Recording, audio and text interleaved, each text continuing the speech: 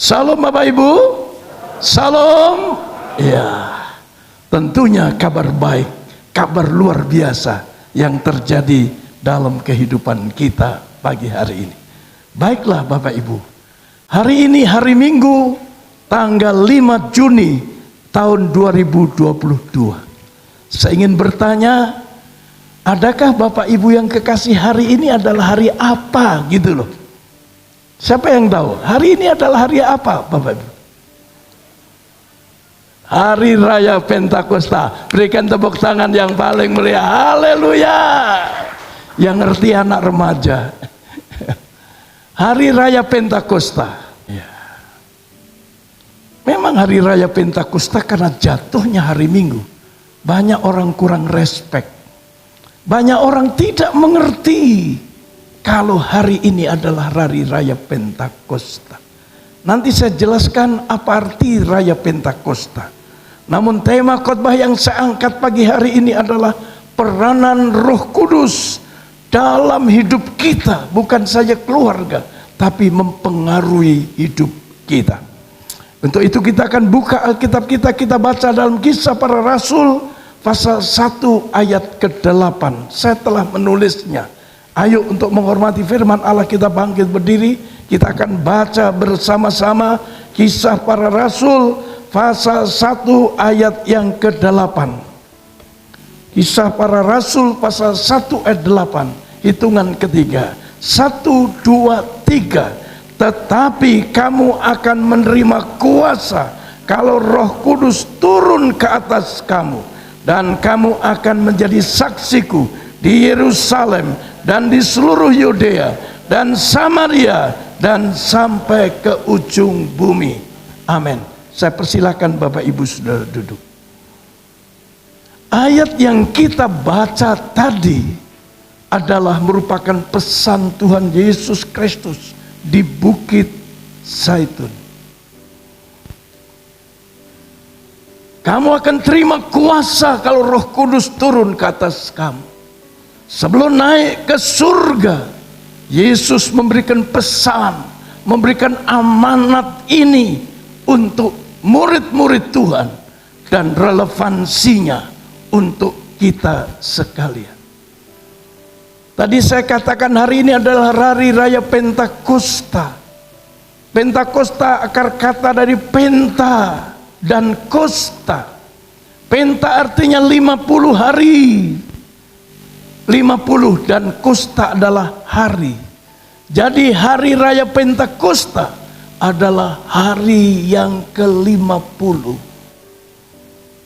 Memang ada dua perayaan Raya Pentakosta.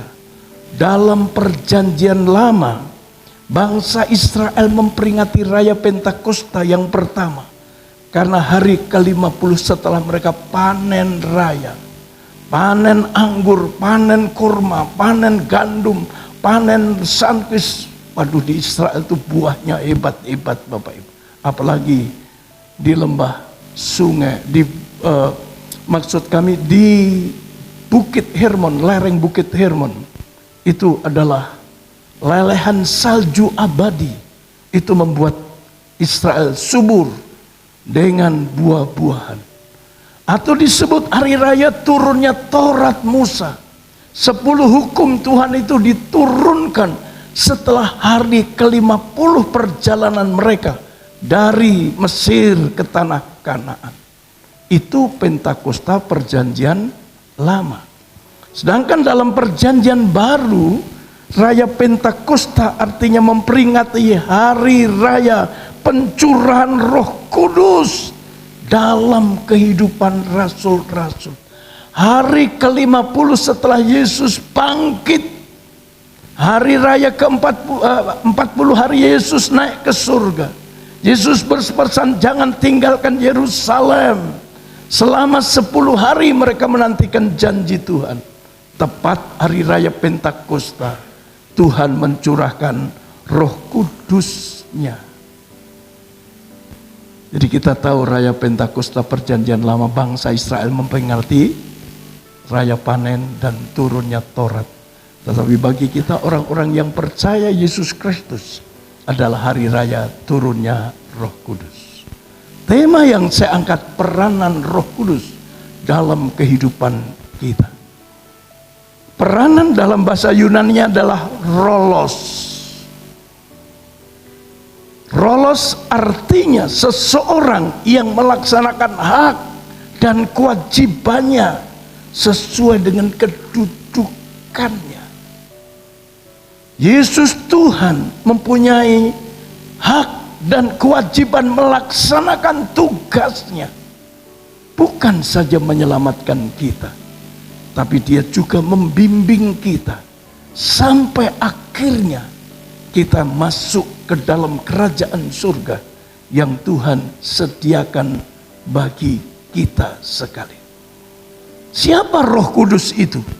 Roh Kudus adalah anggota ketiga tubuh ketuhanan Yesus. Kita kenal Tritunggal, tiga di dalam satu. Dia adalah pribadi roh tanpa tubuh atau berdaging dan tidak bertulang. Roh Kudus juga disebut Roh Allah atau disebut Roh Tuhan, penghibur.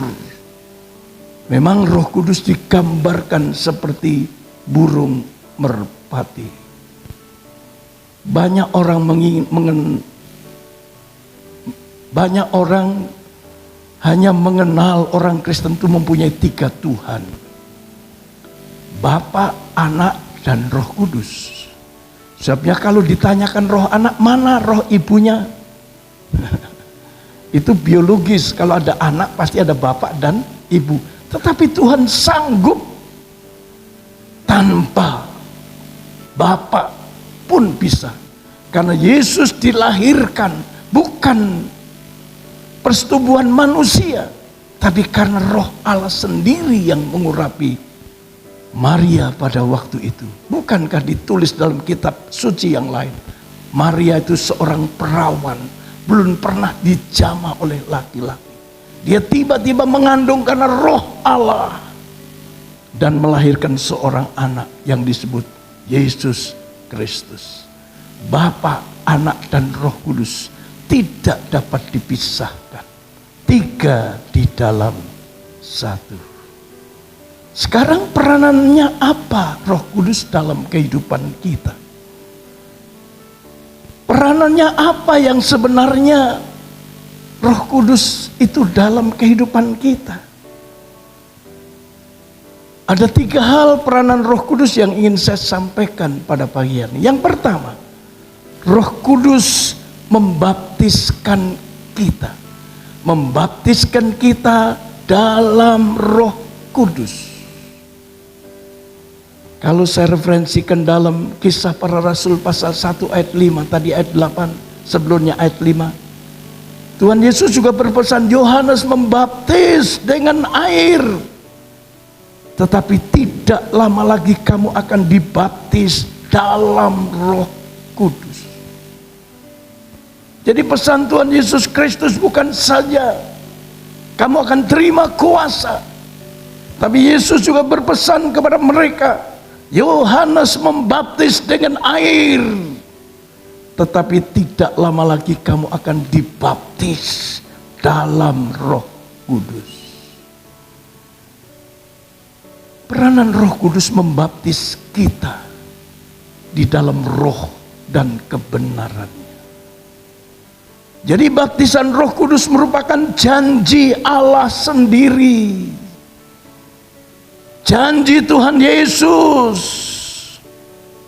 Saya membaptis sebagai pendeta, membaptis Anda dalam air. Karena pertobatan, dikuburkan.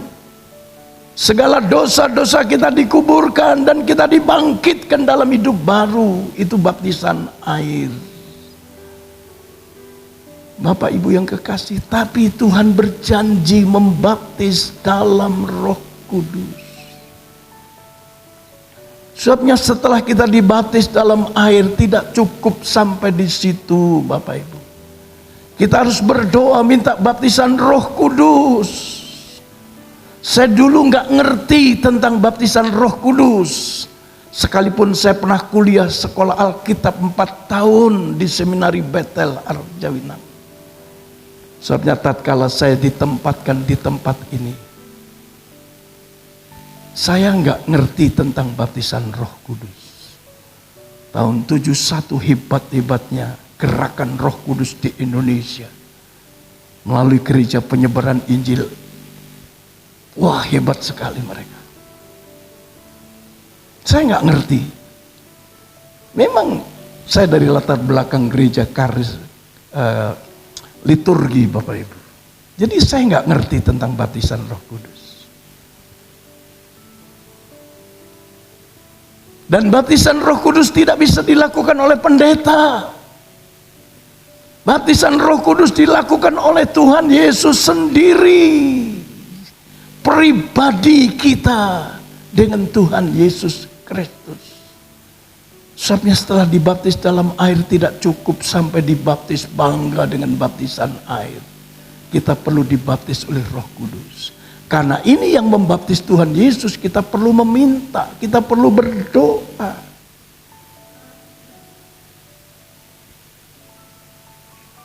Tatkala itu tahun 76, saya menggembalakan tanpa baptisan Roh Kudus. Jemaat saya ajak cara liturgi, nggak bertepuk tangan dan sebagainya. Saya melihat banyak hamba-hamba Tuhan dibaptis dalam Roh Kudus. Saya berdoa, Tuhan, apa itu baptisan Roh Kudus? Saya mulai cari. Saya menemukan Kisah Rasul pasal 1 ayat 5 ini. Yohanes membaptis dalam air dengan air, tetapi tidak lama lagi kamu akan dibaptis dalam Roh Kudus. Tuhan, saya belum dibaptis dalam Roh Kudus. Saya berdoa, merindu. Dan akhirnya akhir tahun 1976 Tuhan baptiskan saya dalam Roh Kudus. Tanpa harus tumpangan tangan pendeta. Memang kadang-kadang seorang hamba Tuhan dipakai untuk menumpangkan tangan. Dan akhirnya orang tersebut dibaptis dalam Roh Kudus. Tetapi yang membaptis dalam Roh Kudus bukan hamba Tuhan tersebut, tapi Tuhan sendiri. Karena kerinduan saya untuk dibaptis Roh Kudus. Istri saya bingung tatkala saya sudah dibaptis dalam Roh Kudus. Doa saya pun berubah. Dan istri saya melalui tumpangan tangan Ibu Hana Sebaja dari Semarang, dia juga dibaptis dalam Roh Kudus. Tapi yang baptis bukan Ibu Hana Sebaja, tapi Tuhan Yesus Kristus sendiri. Untuk mengetahui orang yang sudah dibaptis dalam Roh Kudus atau tidak, Alkitab berkata berbahasa roh. Tatkala Roh Kudus memenuhi murid-murid Tuhan di loteng Yerusalem, sekarang disebut Eiffel Room. Tatkala saya pertama kali ke Israel tahun 2003, saya masuk ke Eiffel Room. Waduh, suasana Roh Kudus begitu hebat. Saya merasakan betapa hebatnya Roh Kudus. Dan tiba-tiba Roh Kudus membawa saya kepada seorang wanita Afrika. Dia mengurapi saya dan saya akhirnya berani menumpangkan tangan. Waktu ada seorang dokter yang ikut beserta dengan kami. Saya tumpang tangan. Akhirnya dia keluar dengan bahasa, bukan bahasa roh, tapi bahasa Arab. Dia keluarkan, dia pernah berpindah menjadi agama tersebut.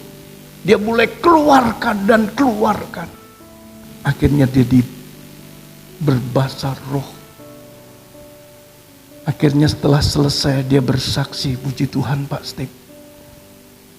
Saya tadinya ke Israel cuman pengen main-main, pengen lihat-lihat saja. Tapi saya dibaptis dalam Roh Kudus, berbahasa roh. Murid-murid Tuhan juga diapenuhi berbahasa roh. Sehingga orang yang melihat pada waktu itu ada orang Yahudi mungkin dari Eropa, dari Belanda, dari manapun juga. Mereka mengerti bahasa mereka. Jadi tanda baptisan Roh Kudus kalau Anda bisa berbahasa lidah. Tapi bahasa lidah jangan dibuat-buat. Jangan niru. Karena Alkitab berkata, orang yang mengucap Roh Kudus tidak ada pengampunannya. Biarkan saja. Mengalir saja. Saya juga berbahasa roh tidak belajar, tetapi mengalir dan mengalir. Jadi Anda perlu tahu orang yang sudah dibaptis dalam Roh Kudus harus berbahasa lidah. Itu tandanya, tidak bisa tidak. Kemudian tidak hanya cukup berbahasa lidah saja. Roh Kudus harus ada buah-buahnya. Sebabnya saya tulis dalam Galatia pasal 5 ayat 22, tolong tayangkan. Galatia 5 ayat 22, yuk kita baca bersama-sama. 1, 2, 3. Tetapi buah roh ialah kasih, sukacita, damai sejahtera, kesabaran, kemurahan, kebaikan, kesetiaan, kelemah lembutan, penguasaan diri. Tidak ada hukum yang menentang hal-hal itu. Jadi harus berbuah, tidak hanya berkarunia lidah. Tidak hanya berbahasa roh, harus berbuah-buah. Harus memiliki kasih. Kasih kepada Tuhan dengan segenap hati kita. Bagaimana kita mengasihi Tuhan? Ibadah aja nggak mau. Ibadah kalau kiyeng. Ibadah kalau nggak ada masalah. Atau ibadah kalau ada pergumulan, pencobaan baru datang beribadah. Memiliki kasih kepada Allah dan sesama manusia. Siapa sesama manusia? Manusia lain kecuali diri kita. Keluarga kita. Suami, istri, anak, orang tua, mertua. Jangan kau sia-siakan mertuamu. Celaka kau. Karena orang yang menghormati orang tua panjang umur dan ditambahi rezeki.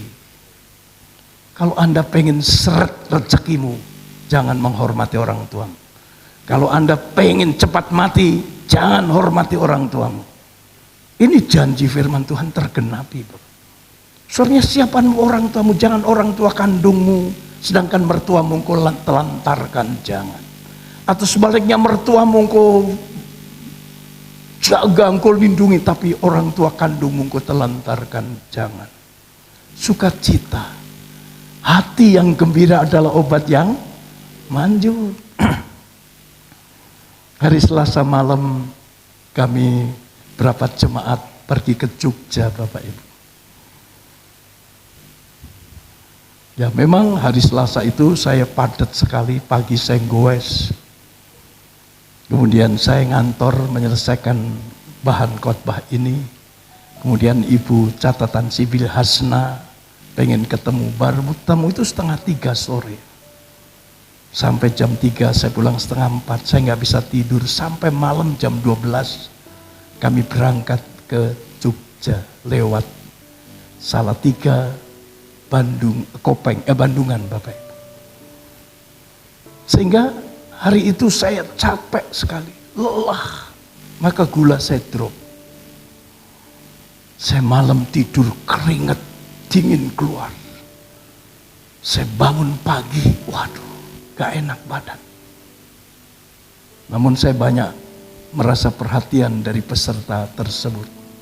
Ada yang kasih gula, wah dokter Fani bilang gulanya drop ini. Dan benar gula saya drop. Tapi hati yang gembira adalah obat yang manjur. Saya bersuka cita, Bapak Ibu. Ya, sukacita itu besar kuasanya. Damai sejahtera. Jangan saja namanya damai, tapi nggak ada damai sejahtera. Kita perlu sabar.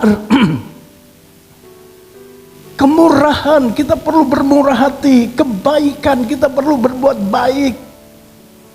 Dan kesetiaan. Adakah suami-suami setia terhadap pasangan istrinya yang satu-satunya sampai akhir zaman? Satu 5 Mei tahun depan saya 50 tahun pernikahan saya. Nggak kerasa. Saya setia terhadap pasangan saya dan istri saya setia terhadap saya. Lemah lembut.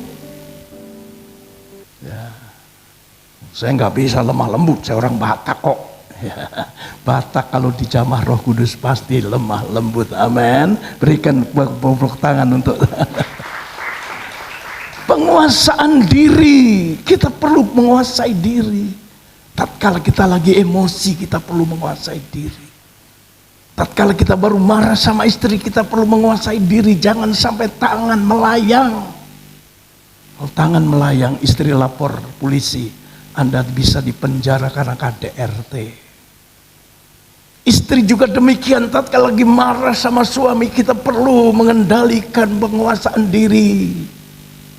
Jangan mulutnya nggak dikendalikan diri sehingga memaki-maki, mengatakan kasar terhadap suami. Itu juga KDRT. KDRT bukan saja dilakukan oleh suami, istri juga bisa melakukan KDRT. Inilah buah-buah Roh Kudus. Jadi Roh Kudus perlu memberi buah-buah dalam hidup kita. Yang kedua, memberi kuasa. Tadi firman Tuhan berkata, kamu akan terima kuasa kalau Roh Kudus turun ke atas kamu. Kuasa dalam bahasa Yunani adalah dunamos, dinamit. Artinya penuh semangat atau tenaga besar sehingga cepat bergerak. Dunamos itu satu power yang hebat. Ledakan, gunung yang besar pun bisa hancur karena ledakan dinamit. Karang-karang dalam laut bisa hancur karena ledakan dinamit. Ikan-ikan pada mati karena ledakan dinamit. Kuasa dalam bahasa Jawanya adalah kasekten. Kowe arep nompon kasekten menawa roh suci tumedak maring kowe. Itu Kisah Rasul pasal 1 ayat 8 dalam bahasa Jawanya. Kowe arep nampa kasekten menawa Roh Kudus tumedak maring kowe. Sakti dalam bahasa Jawanya adalah kasakten. Apa artinya? Sakti mandraguna. Kesaktian dari Roh Kudus berbeda dengan kesaktian dari dukun. Waktu remaja saya tersesat Bapak Ibu. Karena waktu itu terjadi antara Partai Nasional Indonesia PNI dengan PKI. Pengen berkuasa, waduh ribut terus. Maka oleh Ketua Pemuda Marhen, saya diisi ilmu kekebalan Bapak Ibu. Di Keraton Solo untuk menjumpai dukunnya saya harus merangkak lebih dari 100 meter. Kaki saya sampai lecet, dengkul saya lecet, tangan saya lecet. Nggak cukup sampai di situ, harus merendam di Sungai Bengawan Solo selama 7 hari 7 malam. Wah bayangin. Memang saya kebal. Saya dipedang nggak mempan. Saya dilempar batu nggak apa-apa. Namun saya bertobat. Saya datang kepada seorang hamba Tuhan dan hamba Tuhan lepaskan dari ilmu kekebalan saya. Kalau Roh Kudus membaptis kita, itu kan terima kuasa. Kita nggak perlu merendam air, nggak perlu merangkak, nggak perlu minum air kembang. Kita diberikan kesaktian, sakti, artinya tidak mempan terhadap apapun juga. Kasekten dalam bahasa Jawa satu kuasa untuk memampukan kita melawan dosa. Bukan untuk bangga-banggaan kita kebal terhadap pedang, terhadap batu, terhadap apapun juga. Bahkan ada anti tembak, ditembak nggak apa-apa. Oh bukan. Kasekten yang dimaksud dalam Kisah Rasul pasal 1 ayat 8. Suatu kuasa untuk memampukan kita melawan dosa. Dosa itu kuasanya hebat Bapak Ibu. Kalau mempengaruhi kita, kita nggak berdaya, kita diseret, dipikat olehnya. Namun dengan kuasa Roh Kudus kita mampu meredam dosa. Kita harus tahu dosa itu tidak baik. Ini perbuatan ini dosa, karena kuasa yang diberikan kepada Roh Kudus kita mampu mengatasi, kita mampu menolak tidak terhadap dosa. Kita mampu mengatasi pergaulan-pergaulan yang jahat, yang merusak hidup kita, merusak rumah tangga kita, merusak ekonomi kita. Betapa pentingnya kuasa Roh Kudus, sakti kita mampu mengatasi segala dosa. Dan sehingga kita bisa bertobat. Bertobat artinya berhenti melakukan dosa. Bertobat dalam bahasa Yunani amartia, artinya kita lepas, loncat. Itu sebabnya mari kita rindu. Gak mungkin tanpa kuasa Roh Kudus kita mampu mengatasi dosa. Kita kadang-kadang terbawa arus. Karena kepergaulan yang jahat itu merusak kelakuan yang baik. Kita bergaul dengan orang-orang yang gak benar. Akhirnya kita terseret, kita terjebak. Namun dengan kuasa Roh Kudus kita mampu. Memang Tuhan tidak membatasi pergaulan kita. Tapi pergaulan mana yang benar? Pergaulan dengan orang-orang yang percaya Yesus, yang hanya menceritakan tentang Yesus, itulah pergaulan yang baik. Jangan bergaul dengan pejinah, jangan bergaul dengan orang mabok, jangan bergaul dengan orang judi. Tuhan tidak membatasi. Jangan berkata, saya biar bergaul sama orang judi, gak akan pernah judi. Hari itu kuat, tapi lain kali Anda pasti hidup berjudi. Sebabnya kuasa ini penting dalam hidup kita. Untuk melawan tipu muslihat iblis, melawan dosa, dan bertobat. Kuasa juga menang untuk mengatasi masalah. Hidup ini perjuangan. Hidup ini penuh dengan tantangan. Itu sebabnya kita perlu kuasa Roh Kudus tersebut. Karena pencobaan-pencobaan yang kita alami pencobaan biasa. Hanya ujian iman kita. Tanpa kuasa Roh Kudus kita nggak mampu. Kita bisa bimbang iman kita. Kita bisa pindah agama. Karena pergumulan yang tidak habis-habisnya. Pencobaan yang tidak ada habis-habisnya. Memang iblis pinter. Kelemahan kita apa? Kelemahan kita tentang uang, iblis sodorkan tentang uang. Kelemahan kita tentang mungkin kesombongan, iblis berikan kesombongan dalam hidup kita. Kelemahan kita tentang wanita, iblis sediakan wanita untuk kita. Namun dengan kuasa kasekten tersebut kita boleh menang atas pencobaan. Karena kita tahu pencobaan yang kita alami adalah pencobaan biasa, tidak melebihi kekuatan kita. Berikan aplaus dulu, tepuk tangan yang paling meriah. Menang. Saya hampir pernah kalah. Tatkala saya tahun 76, 75 kalau salah. Anak satu waktu itu. Karena anak saya yang pertama lahir tahun 74. Kesulitan ekonomi. Menggembalakan jemaat yang sedikit paling 20 orang. Jemaatnya kaya-kaya, tapi karena belum dibaptis dalam Roh Kudus, mereka medit sekali. Sampai saya kekurangan, Bapak Ibu. Tuhan pakai istri saya, iblis pakai istri saya.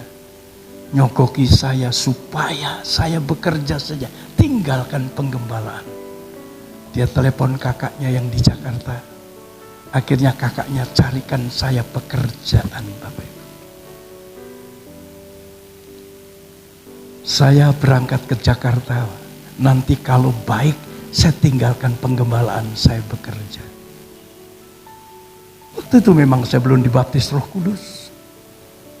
Namun apa yang terjadi? Saya kerja di building material di bidang karpet sama kunci.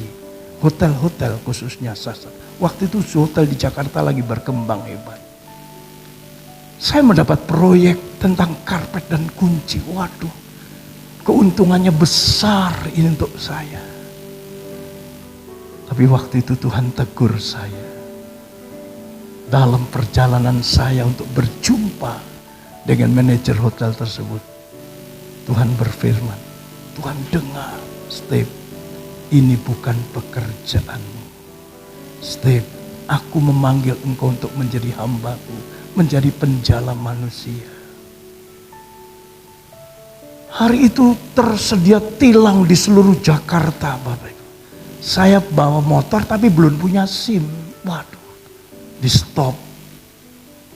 Ya, disogok bisa zaman dulu waktu itu. Nggak lama ada tilang lagi. Sehari saya ditilang 6 kali. Sampai uang saya habis, terakhir kartu jabatan pendeta saya serahkan dengan catatan nanti malam saya ambil. Waduh. Saya pulang. Dan Tuhan ingatkan kepada saya, ingat. Akhirnya malam itu juga saya kembali ke Arjawinangun dengan sepeda motor. Sampai di gereja, waktu itu gereja masih kecil, saya berlutut, saya minta ampun sama Tuhan. Dan akhirnya saya dibaptis dalam Roh Kudus. Tuhan memberikan kekuatan, kesekten. Apapun yang terjadi dalam penggembalaan saya tetap bertahan. Karena kuasa Roh Kudus yang menyertai saya. 1 April tahun 2023 nanti, 50 tahun penggembalaan saya. Berikan tepuk tangan yang paling meriah. Haleluya. Ini karena kuasa, kesekten. Saya kebal terhadap apapun orang yang menghina saya, mengkritik saya. Kalau kritik membangun saya terima. Kritik yang melemahkan saya terima. Saya nggak marah. Bahkan orang yang SMS saya mengatakan saya anjing, istri saya anjing, saya ampuni karena kuasa tersebut.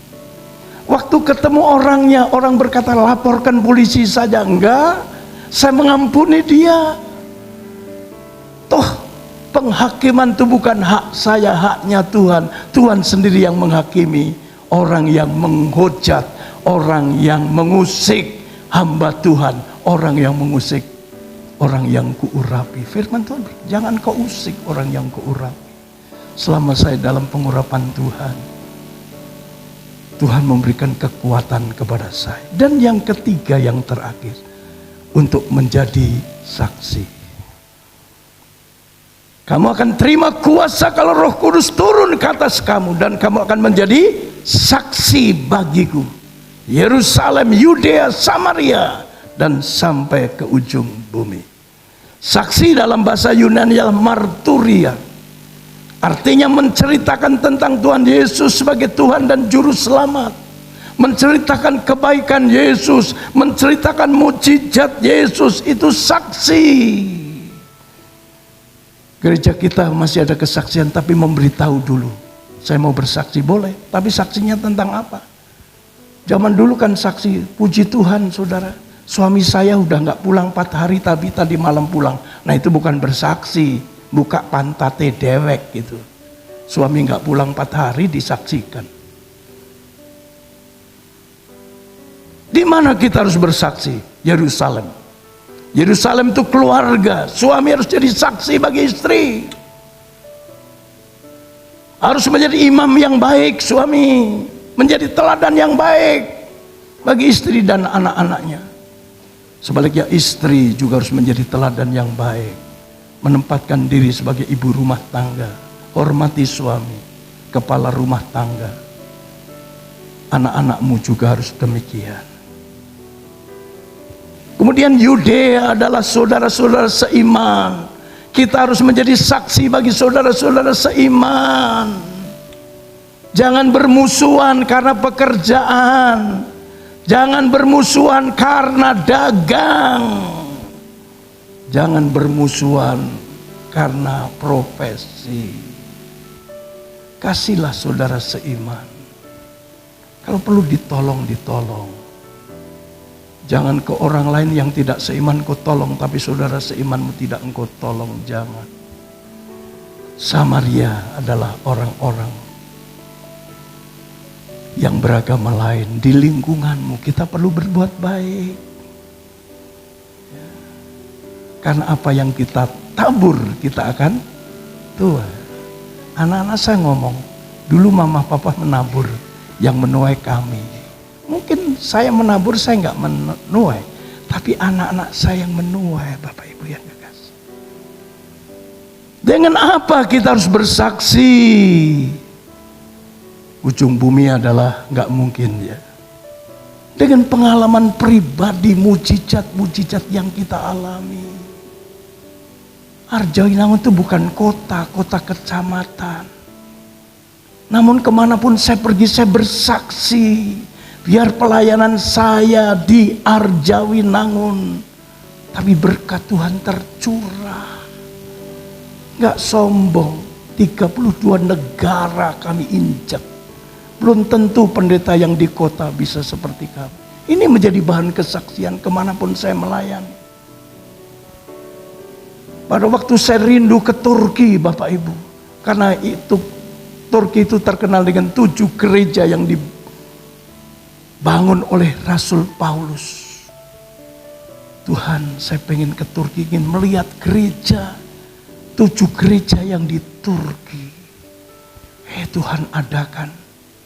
Ada seorang ibu, waktu saya melayani di Cirebon, Tuhan getarkan hati saya. Sebelum berdoa, saya ada seorang ibu yang kecepit uratnya. Besok mau operasi. Roh Kudus jelas. Ayo tumpang gentangan dalam nama Yesus, saya berdoa. Saya nggak tahu ibu siapa. Dan cerita ibu-ibu, Senin dia akhirnya ke Jakarta. Dan waktu di Jakarta sebelum operasi dokter periksa, ternyata uratnya tidak terjepit. Dia nggak perlu operasi. Berikan aplaus, tepuk tangan yang paling meriah. Akhirnya pulang ke Cirebon, dia tanya pendetanya. Dia telepon, saya minta nomor rekening Bapak Ibu. Karena harusnya operasi bisa 75 juta. Tapi dia transfer saya 30 juta. Sehingga pas untuk saya pergi ke Turki. Berikan aplaus, tepuk tangan yang paling meriah. Oh, dahsyat pengalaman mujizat yang saya alami. Saya saksikan istri saya harusnya dioperasi peranakannya, tapi mujizat terjadi. Banyak mujizat. 11 tahun saya menunggu cucu, akhirnya tahun ke-11 Tuhan berikan cucu kepada saya. Ini mujizat, ini perlu saya saksikan. Terakhir Bapak Ibu, waktu mau ke Jogja kemarin, kaum ibu hari Selasa center istri saya, karena doa saya biasanya mendoakan yang berulang tahun. Setelah saya masuk duduk, saya keluar karena takut cek suhu tubuh diambil orang karena rame. Saya duduk di sebelah cek suhu tubuh. Tiba-tiba ada seorang jemaat berkata, puji Tuhan, oi dapat uang 10 juta. Ini untuk Om 1 juta. Karena Om mau pergi ke Jogja kan, untuk makan dan sebagainya. Waduh, puji Tuhan. Saya mau pergi ke Jogja, Tuhan sediakan 1 juta. Dan ini menjadi kesaksian saya yang paling dahsyat. Berikan aplaus, tepuk tangan yang paling. Jadi ceritakan pengalaman mujizat yang Anda terima. Mungkin Anda sakit disembuhkan, ceritakan. Yesus baik, aku sakit, Tuhan sembuhkan. Mungkin pengalaman usaha Anda yang tadinya hampir nyaris bangkrut. Ceritakan, Tuhan pulihkan sekarang. Ceritakan, itu saksi. Mungkin Anda ditipu orang, tapi Tuhan nyatakan janjinya dipulihkan, dikembalikan penipuan tersebut. Itu kesaksian. Dan kapan? Sampai kapan? Selama hidup kita. Selama hidup kita. Yuk kita bersaksi. Kemanapun saya pergi. Saya baru pulang ke Palangkaraya. 3 kali khotbah. Saya bersaksi tentang mujizat Tuhan yang terjadi dalam hidup saya. Kesimpulan dari khotbah saya. Inilah peranan Roh Kudus dalam hidup kita. Renungkan dan camkan dalam hati. Di mana kita harus dibaptis dalam Roh Kudus. Sehingga kita menerima kuasa untuk bersaksi tentang Tuhan Yesus. Amin. Tuhan Yesus memberkati.